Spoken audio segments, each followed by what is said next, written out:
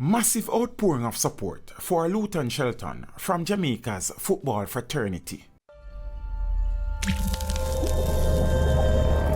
Teach them! Always make sure the message reach them! The Harbourview Football Club used its Monday night live registrar Premier League match against Mount Pleasant Academy to garner financial support for its former player and Jamaica's all-time leading goal scorer Luton Shelton, who was recently diagnosed with amyotrophic lateral sclerosis or Lou Gehrig's disease, which has resulted in him losing a significant amount of muscle mass and also his speech. The Monday night live match was the second of a doubleheader at the venue, as earlier a Harbourview Masters played Violet Tours. The matches were among a series of fundraising events planned to assist Shelton, who has already forked out in excess of $5 million to fight the illness. Both Harbourview Masters and Violet Tours had a number of former national representatives who laced up their boots once again to support Shelton.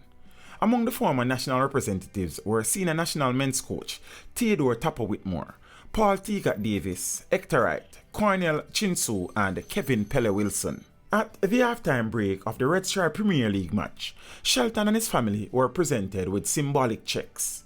Sports Minister Olivia Babsy-Grange had said that her ministry would have donated Jamaican $5 million to his treatment, and she was at the venue to present the government's symbolic check through the Sports Development Foundation, SDF. Also making presentations were founder of the Phoenix Football Academy, Craig Butler, and Barita Investments.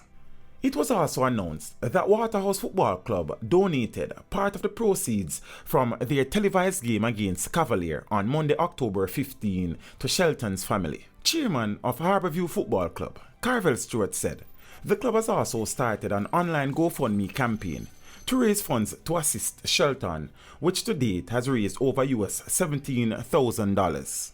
Stewart, however, said quite a bit more is needed because, in his reading and research, the most effective treatment is a stem cell treatment, and whether it takes 1, 2, 3, or it must be repeated from time to time, that there will be enough money to achieve this. Stewart further said they are looking at Emory ALS Center in Atlanta, as it was at that institution that the only complete recovery from ALS was achieved.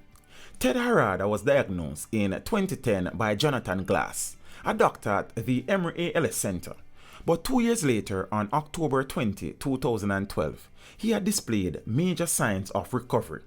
Stewart also stated that they would also be looking at other places in the United States, as well as countries like Israel and China. Teach them! Hey, yo, hello! Send the message and make it reach them. It's Teach Them, right here, Warlord representing. Thank you for watching. Please leave a comment below. Remember to like and share the video. Don't forget to subscribe for more awesome content. Follow me on social media and check out the suggested videos on screen. This is Teach saying, until next time, walk good, my friends.